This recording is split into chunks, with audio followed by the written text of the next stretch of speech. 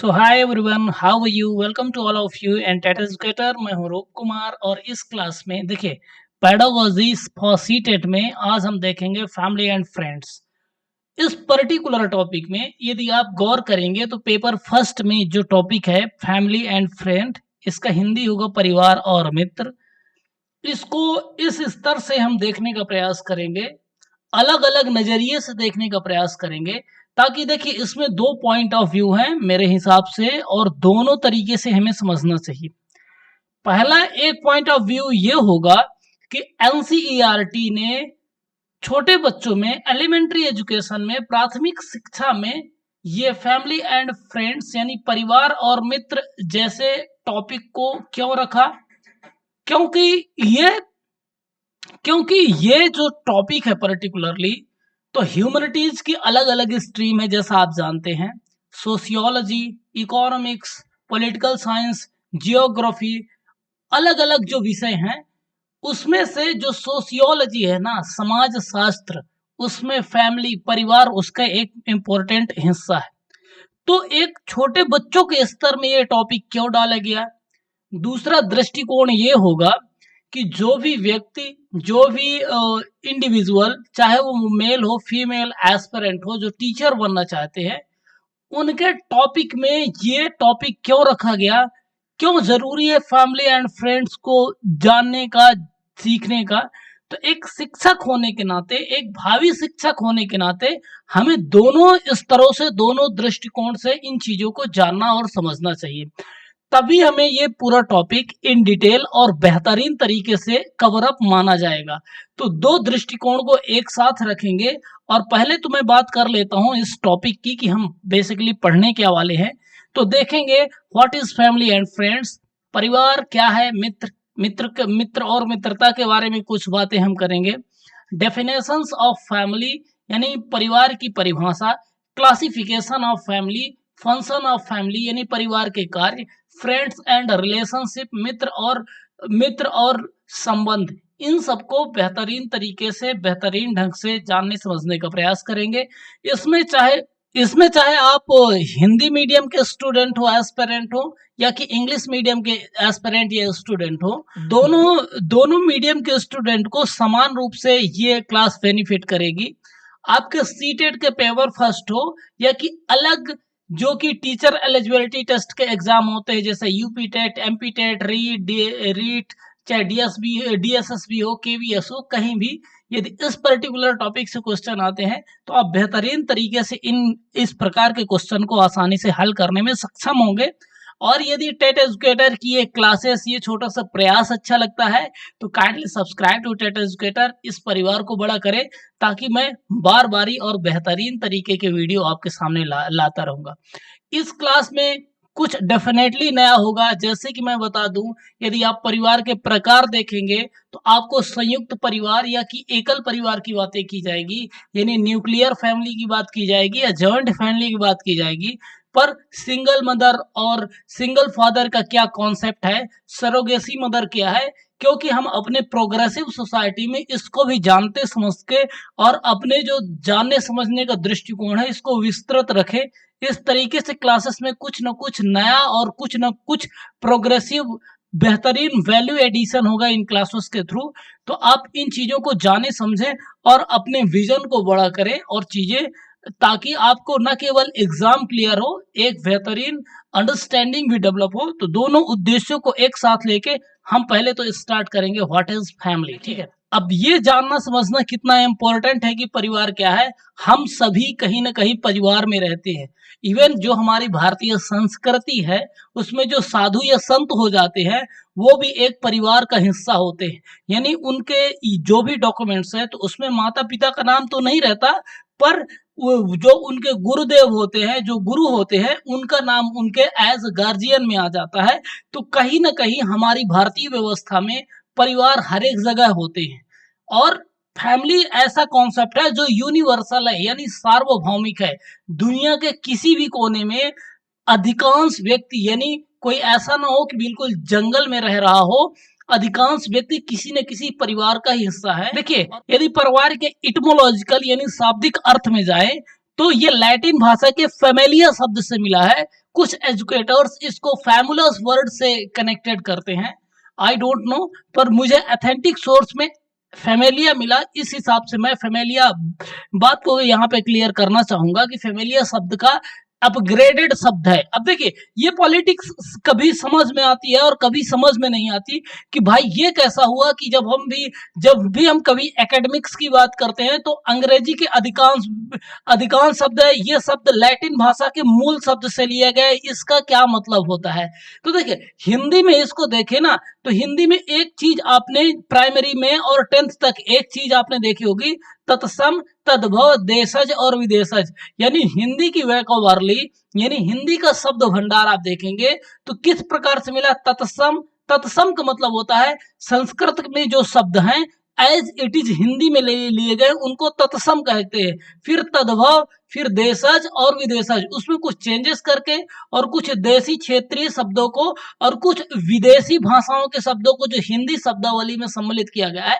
इसी प्रकार अंग्रेजी से भी हुआ है, क्योंकि जो लैटिन भाषा है उसी प्रकार कनेक्टेड है जैसे हिंदी भाषा संस्कृत से कनेक्टेड है। इस प्रकार से जो लैटिन का मूल शब्द है फेमेलिया, उससे ये लिया गया है, जिसका मतलब होता है हाउस होल्ड या कि servant.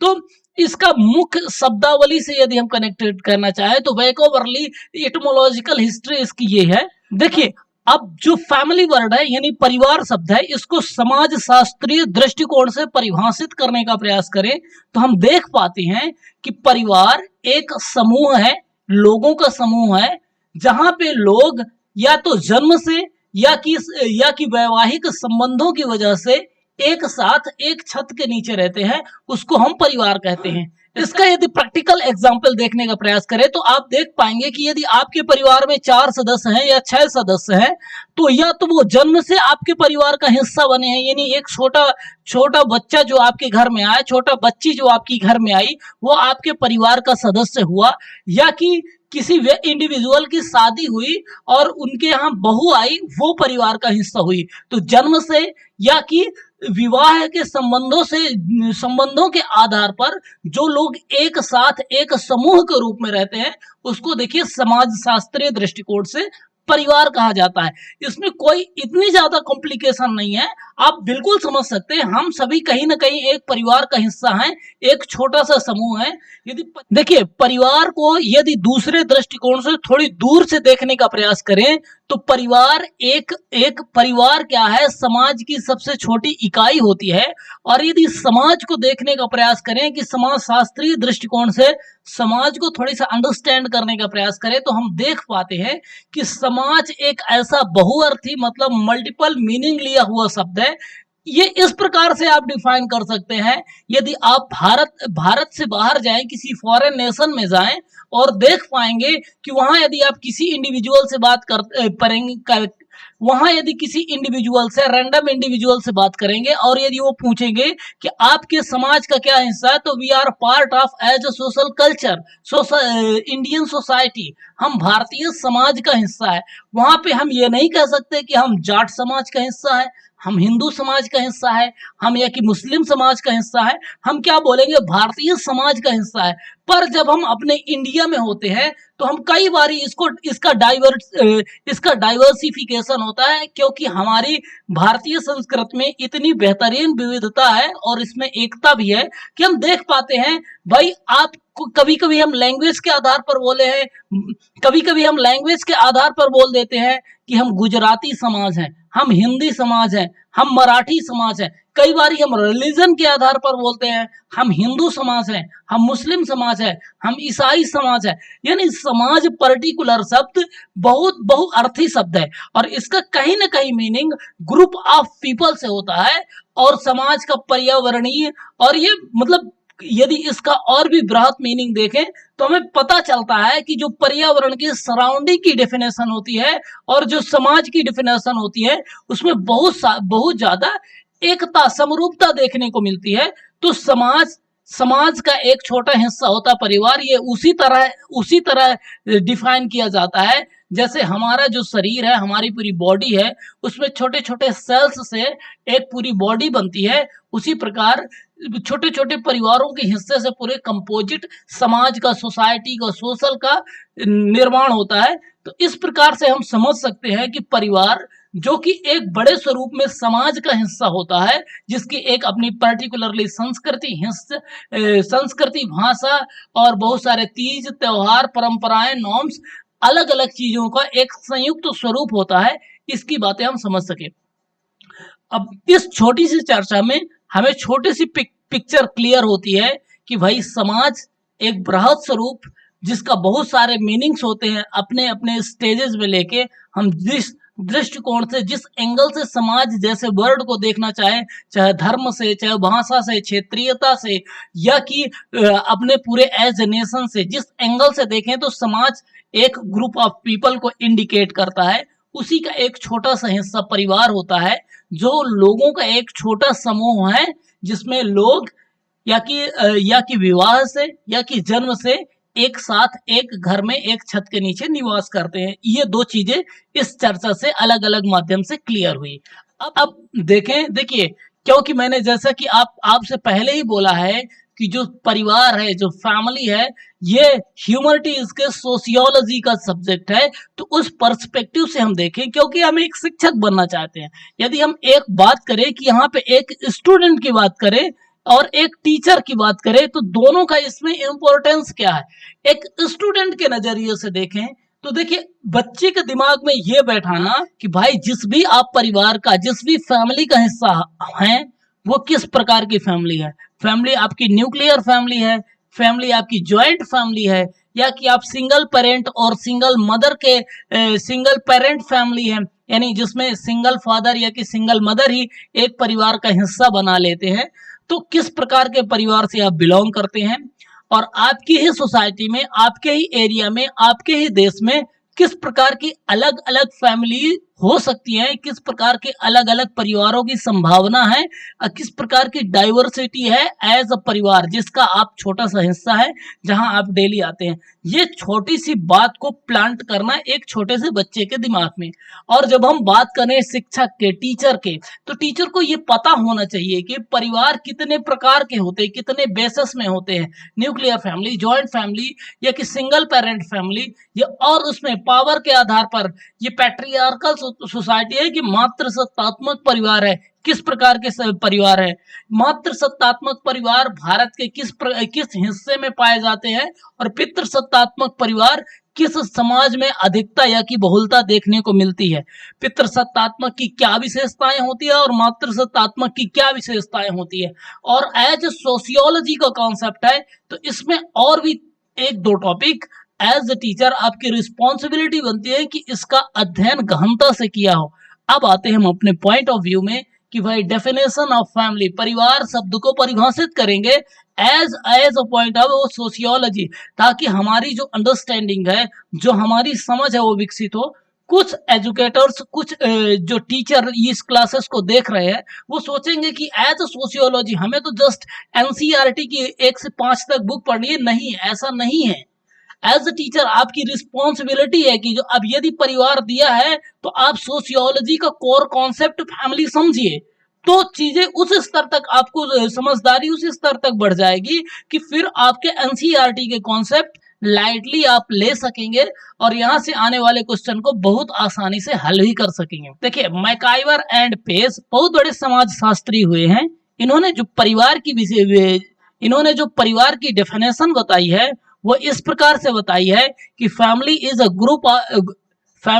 Group defined by a sex relationship sufficiently precised and enduring to provide for the protection and upbringing of child।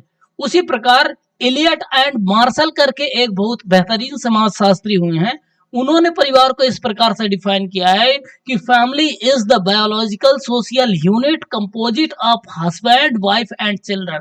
देखिए, दोनों में परिवार को एक छोटा सा समूह बताया है, जिसमें बताया है कि परिवार, यदि पहली डेफिनेशन में जाएं तो हमें पता चलता है कि परिवार यानी शारीरिक संबंधों और उसमें बच्चों के पालन पोषण में फोकस किया गया है। तो दूसरी डेफिनेशन में बताया गया है कि परिवार समाज का हिस्सा है जिसमें पति पत्नी और बच्चे एक साथ रहते हों या कि एक साथ अपने जीवन यापन करते हों। इस प्रकार से परिवार को इस प्रकार से डिफाइन किया जाता है। मोरल ऑफ स्टोरी यदि हम लेके चले तो परिवार समाज का एक छोटा सा समूह है, छोटा सा हिस्सा है, जहाँ पे पति पत्नी और बच्चे और बच्चों की जो भी परवरिश है, जो भी एजुकेशन है, जो जो भी एज अ पेरेंट जो और बच्चों को जो भी पेरेंट की प्राइमरी रिस्पॉन्सिबिलिटी बनती है, यानी उनका पालन पोषण और उनका एजुकेशन की जो भी रिस्पॉन्सिबिलिटी बनती है, वो सभी कार्य किए जाते हों, उसको हम परिवार कह सकते हैं, उसको एज अ फैमिली हम डिफाइन कर सकते हैं। इसके बाद देखें कैरेक्टरिस्टिक्स यानी विशेषताएं परिवार की क्या होंगी। ये जानेंगे समझेंगे तो चीजें और भी बेहतरीन तरीके से क्लियर होंगी और हम जानते समझते ही रहेंगे। ये बातें क्लियर होती हैं, आपका विजन बड़ा होता है, आपकी अंडरस्टैंडिंग बेहतर होती है। तो please subscribe to TET educator ताकि हम ये क्लासेस कंटिन्यू करते रहे जल्दी जल्दी। तो अब देखिए परिवार की विशेषताएं देखते हैं। मैटिंग रिलेशनशिप, इसमें क्या होता है कि परिवार में शारीरिक शारीरिक संबंधों की विशेषताएं होती है। जब भी एज ए सोसाइटी हम भारतीय समाज में जो फिजिकल रिलेशनशिप हैं, जो हमारे सेक्सुअल रिलेशनशिप होते हैं, उनको एक परिवार में सामाजिक मान्यता मिलती है। असामाजिक रूप से हम कुछ भी करेंगे उसको समाज मान्यता नहीं देती, उसको समाज से हमें मान्यता नहीं मिलती। तो जो शारीरिक संबंधों की एक सामाजिक मान्यता है वो परिवार इस्टेब्लिश होने के बाद, फैमिली इस्टेब्लिश होने के बाद ही प्राप्त होती है एज अ सोसाइटी। उसके बाद देखें तो सेकंड कैरेक्टरिस्टिक्स क्या होती है, अ कॉमन हैबिटेशन। परिवार में जो भी परिवार के सदस्य हैं, नो मैटर वो जॉइंट फैमिली है या कि न्यूक्लियर फैमिली है या कि सिंगल पेरेंट या कि सिंगल पेरेंट फैमिली है, वहां पे एक कॉमन हैबिटेशन होता है, यानी एक ही घर में परिवार के सभी सदस्य एक साथ रहते हैं। घर का मेरा मतलब एक छोटा सा कमरा न होके घर में कई कमरे हो सकते हैं, पर उस पूरे घर में एक साथ रहते हैं। हम सभी एक परिवार का हिस्सा हैं, तो हमें इन चीजों को जानने समझने में किसी भी प्रकार की कॉम्प्लिकेशन, किसी प्रकार की कठिनाई होने की संभावना होती ही नहीं है। इसके देखिए प्रत्येक परिवार में एक नॉमिन कल्चर होता है। हमें हर एक व्यक्ति को, हम सभी को अपना जो नाम होता है वो परिवार से हमें प्राप्त होता है। तो ये भी एक परिवार की विशेषता होती है।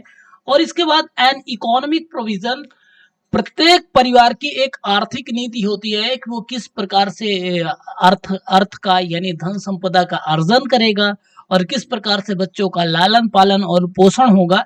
इस प्रकार की भी पॉलिसी होती है, एक परिवार का हिस्सा होता है। फिर यदि देखें तो system of interaction and communication, प्रत्येक परिवार में इंटरेक्शन और कम्युनिकेशन यानी एक दूसरे से बातचीत करना, अपने भावों और विचारों को एक दूसरे के साथ शेयर करना, इसका एक सिस्टम होता है। यानी हम अपने परिवार में एक दूसरे से बातें करते हैं, एक दूसरे की इमोशंस को, लॉजिक्स को जानते समझते हैं और अपनी अंडरस्टैंडिंग को भी डेवलप करते हैं और as a group of people, as a family हम ग्रो करते हैं। इसके बाद यूनिवर्सलिटी, इसका क्या मतलब होता है, परिवार सार्वभौमिक है। मतलब बहुत सारे साइकोलॉजिस्ट ने हमेशा ये देखा है कि परिवार कहीं ना कहीं हर एक संस्कृति में किसी न किसी रूप में एग्जिस्ट करता ही है। यानी जो व्यक्ति है एज ए स्पीसीज, यानी एज अ प्राणी, लोग एक ग्रुप में यानी एक परिवार में ही रहना पसंद करते हैं। हर एक समाज, संस्कृति और देश में परिवार पाया ही जाता है, चाहे उसका फॉर्म थोड़े सा चेंज होके, थोड़ी सी संस्कृति, थोड़ी सा भाषा चेंज होके ही क्यों ना मिले, पर परिवार पृथ्वी के हर एक कोने में जरूर पाया जाता है। इसके बाद देखें तो इमोशनल बेसिस, यानी प्रत्येक परिवार में जो इमोशंस होते हैं, जो संवेग होते हैं, हर एक संस्कृति में समान रूप से एग्जिस्ट करते हैं। इसमें इसके जो स्वरूप है संस्कृति के आधार पर अलग अलग हो सकते हैं, पर एक जो परिवार का जो इमोशनल कांटेक्ट होता है, जो इमोशनल कनेक्शन होता है, वो प्रत्येक परिवार में और परिवार के सदस्यों के बीच समान रूप से देखा जाता है। इसके बात करें तो परिवारों के देखिए प्रकार, मैंने पहले ही बताया कि अब हमें समझना है कि परिवारों के प्रकार, परिवार किस प्रकार से होते हैं। तो परिवारों को डिफाइन करने के अलग अलग आधार होंगे। परिवारों का जो क्लासिफिकेशन होगा, जो वर्गीकरण होगा, उसको अलग अलग आधारों में देखे जाने और समझे तो चीजें बेहतर होंगी। अब न्यूक्लियर एंड जॉइंट फैमिली यदि देखें तो एक होता है एकल परिवार और दूसरा होता है जॉइंट यानी संयुक्त परिवार। तो ये किस प्रकार के आधार है? On the basis of organisation, यानी परिवार का संगठन कैसा है, यानी नंबर ऑफ पीपल कितने रहते हैं एक ही परिवार में, एक ही सदस्य में। तो देखिए न्यूक्लियर फैमिली देखिए जो न्यूक्लियर फैमिली है जिसको एकल परिवार कहते हैं, इसमें कौन कौन होते हैं? माता पिता, ठीक है, और उनके बच्चे, यानी यानी और बच्चे भी किस प्रकार के होंगे? जो विवाहित न होंगे, अविवाहित। कई बार देखिए अविवाहित शब्द नहीं होता, तो माता पिता और यदि बच्चे ऐसे आते हैं तो भी आप एकल परिवार का ऑप्शन चूज कर सकते हैं। जैसे इसमें देखेंगे कि ये दो कपल है और इनके दो बच्चे हैं। यदि ये किसी फ्लैट में, किसी सिटी में कहीं रूम लेके या कि अपने प्यारे से मकान में रहते हैं, तो हम ये बोल सकते हैं कि ये एक न्यूक्लियर फैमिली का हिस्सा, न्यूक्लियर टाइप ऑफ फैमिली एक साथ रह रही है। अधिकांश आज की डेट में अनफॉर्चुनेटली न्यूक्लियर फैमिली ही बढ़ती जाती हैं। हमारे संयुक्त परिवारों का जो सामाजिक संरचना है वो धीरे धीरे प्रोग्रेसिवनेस को लेके आज के कैपिटलिस्टिक माइंडसेट यानी वाणिज्यवादी मानसिकता की वजह से जो न्यूक्लियर फैमिली है वो बढ़ती जा रही है। इसके बाद देखिए तो ज्वाइंट फैमिली होती है, जहां पे संयुक्त परिवार जिसको बोलते हैं, जिसमें होता क्या है? माता पिता, देखिए माता पिता, ठीक है, फिर उनके बच्चे और बच्चे विवाहित। अब जब विवाहित होंगे तो इनके भी बच्चे होंगे, तो यानी कम से कम 3 जनरेशन, यानी इन बच्चों के एक दादा दादी और इनके माता पिता, और इसमें माता पिता होंगे तो चाचा चाची भी आसानी से, चाचा और चाची आसानी से देखने को मिलेंगे। तो जिसमें 3 जनरेशन एक साथ रहती हैं उसको हम संयुक्त परिवार बोल सकते हैं। तो इसमें नंबर ऑफ पीपल ज्यादा होंगे, इसमें नंबर ऑफ पीपल कम होंगे। इसकी कैरेक्टरिस्टिक्स एंड लिमिटेशन यानी विशेषता और सीमाएं, यानी थोड़ी सी इसकी असुविधाएं अलग होंगी और इसकी कैरेक्टरिस्टिक्स एंड लिमिटेशंस अलग होंगी।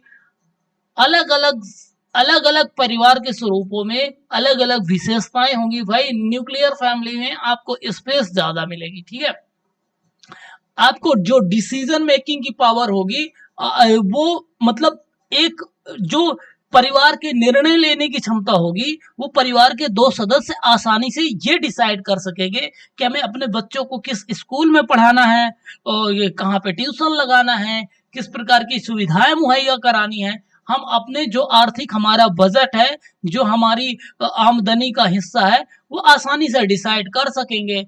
अब देखिए जो संयुक्त परिवार है, इसमें कई बार इस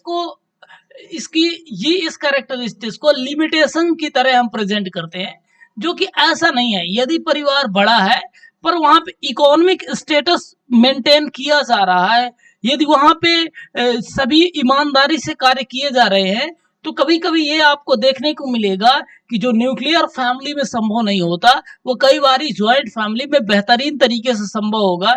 इसमें एक बैलेंसिंग हो जाती है, यानी यदि 3 भाई हैं, अब कोई 60,000 कमा रहे हैं, कोई 40,000 कमा रहे हैं, कोई 20,000 भी कमा रहे हैं, तो कई बार ऐसा देखने को मिलता है कि तीनों परिवार के बच्चे एक बेहतरीन स्कूल अफोर्ड कर लेते हैं, यानी इनकम के दूसरे भी सोर्सेस होते हैं और परिवार की जो शारीरिक संगठन है वो ज्यादा मजबूत होता है। जैसे ट्रांसपोर्टेशन कंबाइन हो जाएगा तो उसका खर्चा बच जाएगा, तो बेहतरीन स्कूल और बेहतरीन फैसिलिटी भी मिल जाती है। कई बार इसको निगेटिवली प्रेजेंट करते हैं, तो अलग अलग, हाँ, पर्सनल स्पेस, यदि इकोनॉमिक स्टेटस यदि मजबूत नहीं है, यानी आर्थिक स्तर बेहतरीन नहीं है, तो पर्सनल स्पेस की कमी मिलेगी। पर यदि आर्थिक स्टेटस यानी इकोनॉमिक स्थिति बेहतर है तो इसकी भी कोई खास प्रॉब्लम नहीं होगी। एज ऑर्गेनाइजेशन रहना या कि अलग तरीके से रहना, दो अलग अलग माइंडसेट है और दोनों की अपनी विशेषता और लिमिटेशन है। वो इंडिविजुअल टू इंडिविजुअल, ये बड़ा सब्जेक्टिव मैटर है कि किस किस व्यक्ति को किस प्रकार की मानसिकता है और किस प्रकार के सामाजिक संरचना में या कि पारिवारिक संरचना में रहना पसंद है। ये इतने अब अपनी अलग अलग विशेषताएं होगी, तो इसको हम लिमिटेशंस ना कह के अपनी अपनी कैरेक्टरिस्टिक्स और अपना अपना माइंडसेट के रूप में देखा है और जाना समझा जाना चाहिए।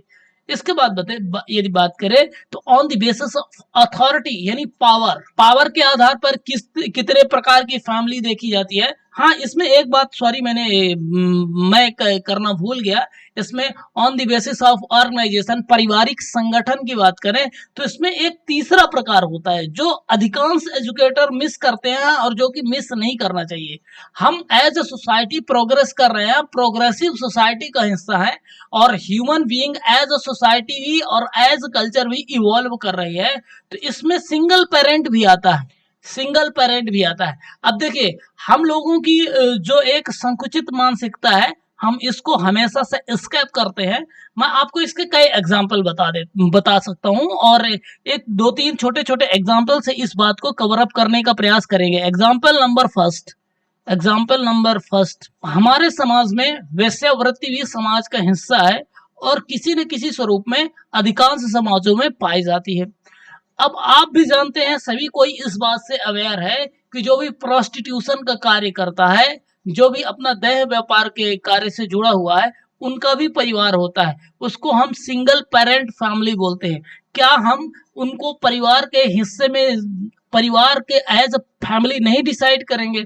बिल्कुल हम स्केप नहीं कर सकते। हमें तीसरा भी परिवार का ऑर्गेनाइजेशन बोलना चाहिए और बताना चाहिए, समझाना चाहिए कि वो भी हमारे ही समाज का और कहें तो सामाजिक और आर्थिक रूप से कम मान्यता प्राप्त, पर वो भी एक प्रकार का परिवार है। देखिए, ये तो है दूसरा एग्जाम्पल है तो वेस्ट का कल्चर, पर इसकी भी बातें थोड़ी सी कर लेते हैं ताकि हमारा जो विजन हो वो थोड़ा सा बड़ा हो जाए। एग्जाम में फायदा हो ना हो, पर जो हमारी अंडरस्टैंडिंग है वो बेहतर हो जाए। तो दूसरा इस प्रकार का एग्जाम्पल है, जैसे एक कपल है और नॉन अनमैरिड कपल है। आप इनको बोल सकते हैं कि गर्लफ्रेंड है और बॉयफ्रेंड है, एक साथ रहते हैं। अपने भी समाज में इस प्रकार की कल्चर धीरे धीरे डेवलप हो रही है। इस प्रकार की संस्कृति देखिए हमारे भी समाज में मतलब धीरे धीरे देखने को मिल रही है कि एक कपल है, उनकी शादी नहीं हुई पर वो एक साथ रह रहे हैं, 1 वर्षों से 2 वर्षों से। अलग अलग स्वरूप में देखने को मिलता है। कई बार बॉलीवुड इंडस्ट्री की ऐसी बातें आती है, हर एक तरीके से न्यूज में ऐसी बातें आती है। अब अनफॉर्चुनेटली यदि ऐसा होता है कि इन दोनों के बीच में जो फिजिकल रिलेशन है वो कंटिन्यू होते हैं और यदि जो लड़की है वो प्रेग्नेंट हो जाती है, ठीक।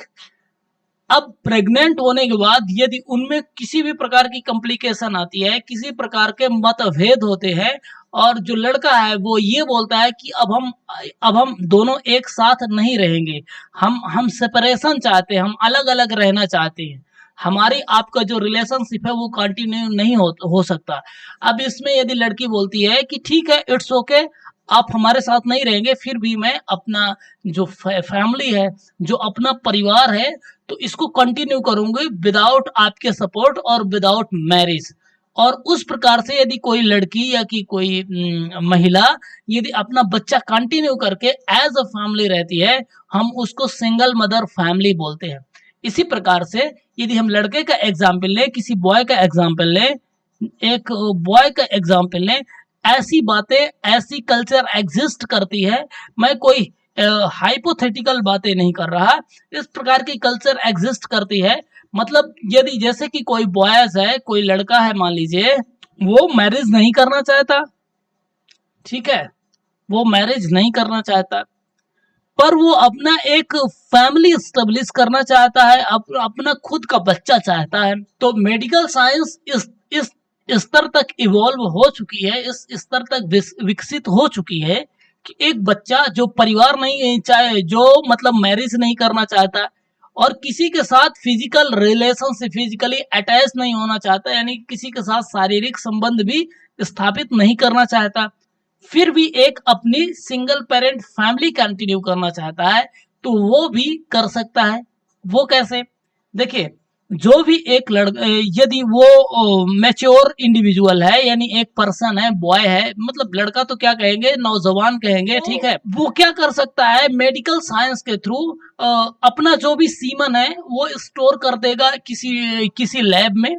और फिर क्या कर सकता है, जो सरोगेसी है, सरोगेट मदर कोई खोजेगा, कोई वॉलेंटियर खोजेगा और उसको मेडिकल साइंस के थ्रू अपना बच्चा लेगा।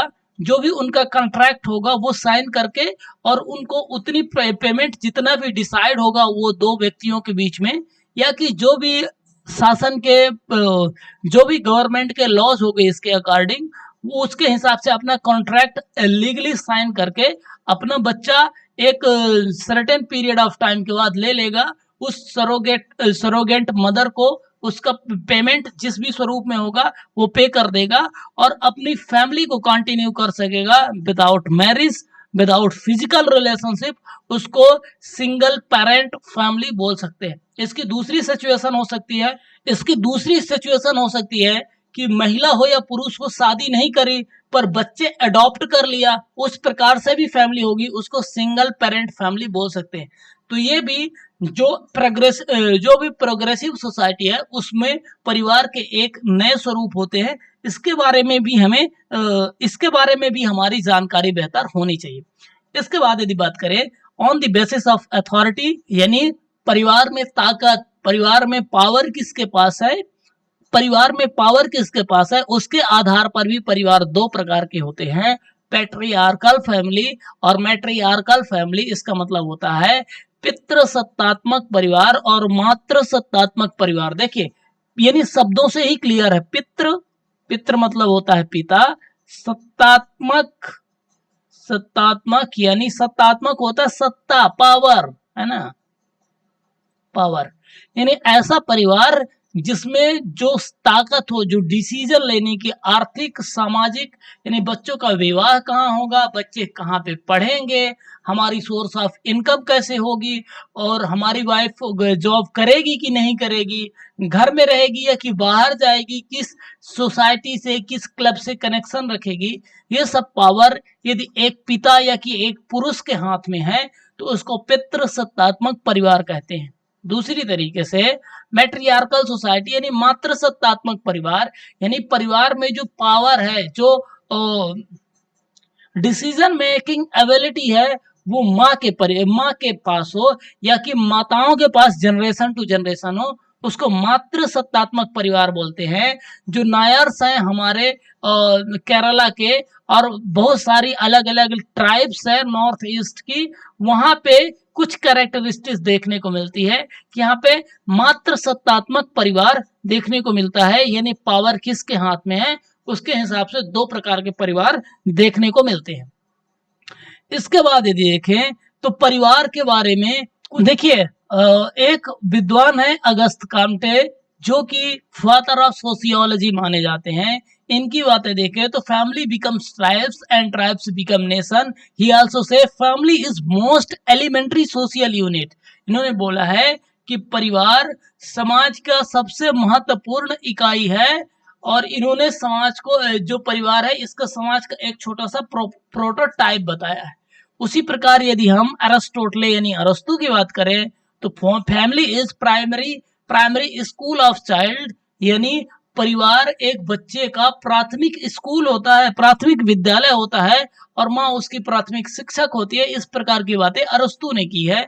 यदि इसके बाद बात करें तो फंक्शंस ऑफ फैमिली, देखिए जो मैकाइवर एवं पेज करके सोशियोलॉजिस्ट हैं, इन्होंने एक जो मैकाइवर एक सोशियोलॉजिस्ट है, इन्होंने इम्पोर्टेंट बात कही है कि परिवार के फंक्शंस यानी परिवार के कार्य क्या है। इन्होंने परिवार के कार्य को दो तरीकों में डिफाइन किया है, एसेंशियल यानी महत्वपूर्ण, और नॉन एसेंशियल मतलब कम महत्वपूर्ण या कि अमहत्वपूर्ण, जो महत्व के नहीं, महत्वहीन बोल सकते हो।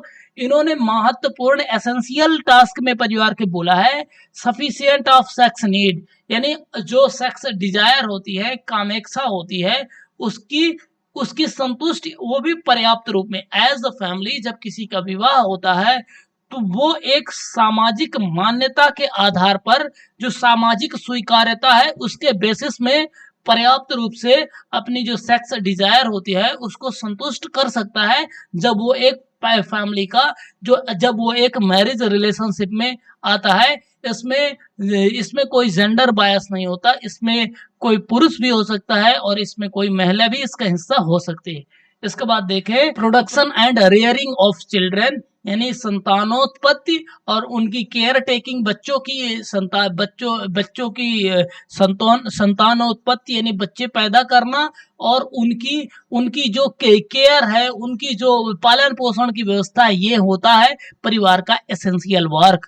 इसके बाद बोलते हैं प्रोविजन ऑफ होम, यानी एक घर का एक छत का होना एसेंशियल टास्क बोला है मैकाइवर साहब ने। मैकाइवर वैसे भी बड़े फेमस सोशियोलॉजिस्ट हैं। इनका यदि आप एज अ सोशियोलॉजी के स्टूडेंट है तो मुझे इस बात को बताने की जरूरत नहीं है कि इनकी बातें और इनके रेफरेंस कितनी बारी सोशियोलॉजी में पढ़ने, जानने और समझने में आते हैं। इसके बाद बोले तो अमहत्वपूर्ण या कि महत्वहीन, जो करना इम्पोर्टेंट नहीं है पर हो सकते हैं और किया जाना चाहिए, इसको बोले है इकोनॉमिक। एक आर्थिक जो इनकम का स्रोत है, जो आर्थिक योजना है एक परिवार में होनी चाहिए, ताकि जो सदस्य हैं उनका भरण पोषण हो और जो बच्चे हैं उनका पालन पोषण और उनके भविष्य के बारे में सोचा जा सके। फिर रिलीजन, अधिकांश परिवारों में देखिए परिवार एथिस्ट भी हो सकता है, परिवार रिलीजियस भी हो सकता है। अधिकांश परिवार में कोई न कोई धार्मिक मान्यताएं जरूर होती हैं। एजुकेशन यानी शिक्षा की व्यवस्था, इसको मैकाइवर साहब ने इसको इसको non essential function of family में रखा है। फिर स्वास्थ्य, यानी जितने भी परिवार के सदस्य हैं वो स्वस्थ हों, यदि बीमार हों तो उनके उनके स्वास्थ्य की रिकवरेशन की, उनके उनके जो मेडिसिन की व्यवस्था हो वो परिवार का हिस्सा होती है। इसके बाद बोलते हैं रिक्रिएशन, सिविल और सोशलाइजेशन, ये परिवार के नॉन एसेंशियल टास्क में बातें गए, यानी परिवार में बच्चों का समाजीकरण, उसके सामाजिक और राजनीतिक महत्वों को बताना, इस प्रकार की बातें की हैं। अब इसके बाद यदि मैं बात कर रहा हूँ तो फैमिली एंड हमने देखा था फ्रेंड्स। इसके बारे में ज्यादा क्या बोला जा सकता है भाई। बच्चे जब हम छोटे बच्चे थे, या कि बच्चे जिनको आप पढ़ाने वाले हैं, तो मित्र क्या है, मित्र क्या होते हैं भाई। जिसके साथ बच्चा बैठ रहा हो, जिसके साथ बच्चा खेलने उठने में अच्छा महसूस करता हो, जिसके साथ बात करने में अच्छा महसूस करता हो, हम उस बच्चे का मित्र कहते हैं। हमारे भी जो इमोशन है, इंटेलेक्चुअल लेवल है, जो हमें अब जो जिनके साथ हम कंफर्टेबल फील करते हैं, सहज महसूस करते हैं, वो चाहे महिला हो चाहे पुरुष हो, दोनों एक दूसरे के लिए मित्र समझे जाते हैं। इसकी इंटरेस्टिंग बात एक दूसरी ये भी बोली जा सकती है, जो फैमिली होती है, जो परिवार होते हैं, यहाँ पे जो भी संबंध है हमें जन्मजात या कि संबंधों पे, विवाह पे आधारित होते हैं। इसमें कई बार ऐसा होता है कि एक बच्चा ये डिफाइन नहीं कर पाता कि उसकी माँ कौन होगी, उसके पिता कौन होंगे, उनकी माता और पिता का आर्थिक और सामाजिक स्तर किस प्रकार का होगा, वो किस प्रकार के धर्म को मानने वाले, किस प्रकार की जाति व्यवस्था में पैदा होने वाले और किस प्रकार के आर्थिक परिस्थितियों में होंगे, ये बच्चे के हाथ में नहीं होता या कि किसी परिवार के सदस्य के कंट्रोल में नहीं होता।